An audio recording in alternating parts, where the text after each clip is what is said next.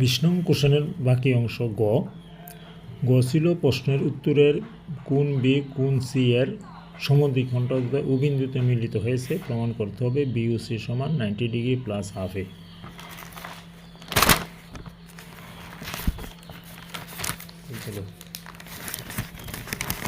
ঠিক আছে, আমাদের বসাবে 90 ডিগ্রি প্লাস হাফ এ। তথ্য অনুসারে আমরা চিত্রটা বি কোণকে অর্ধেক করে, হ্যাঁ তুমি এটা করে বললাম, বি কোণকে অর্ধেক আর সি কোণকে অর্ধেক করলে দুটোটা মিলিত হইব কোথায়? ও বিন্দুতে। এতে করে আমাদের কয়টা কোণ তৈরি হইল নতুন করে? ও বি সি আবার ও সি বি। এই নতুন কোণগুলি হইল হাফ অফ বি আর এটা হইল হাফ অফ সি। এই প্রবলেমটা সলভ করার সময় আমাদেরকে রেফারেন্স হিসাবে উপপাদ্য 5-এ যেতে হইব। উপপাদ্য 5-এর রেফারেন্স ছিল 3 কোণের সমষ্টি 180 ডিগ্রি। 3 কোণের সমষ্টি 180 ডিগ্রি।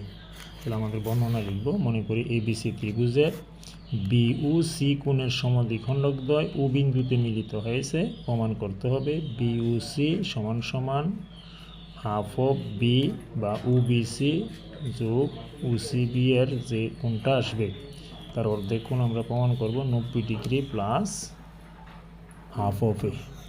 প্রশ্নটা কী দাঁড়াইলো?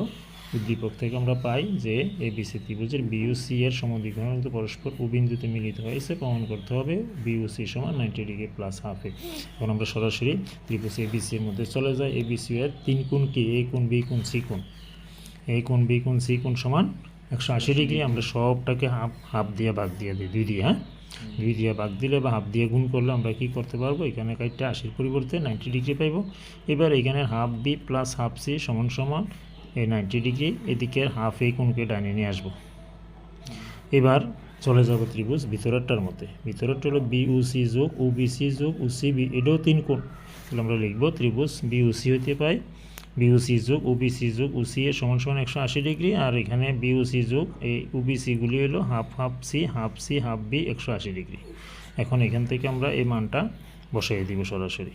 কত? বি ও সি সমান 90 ডিগ্রি মাইনাস হাফ এ বসাইলে 180 ডিগ্রি। এখন কী করবো? বি ও সি সমান 180, 90 এদিকে মাইনাস হয়ে আসবে আর মাইনাস এটা প্লাস হয়ে আসবে।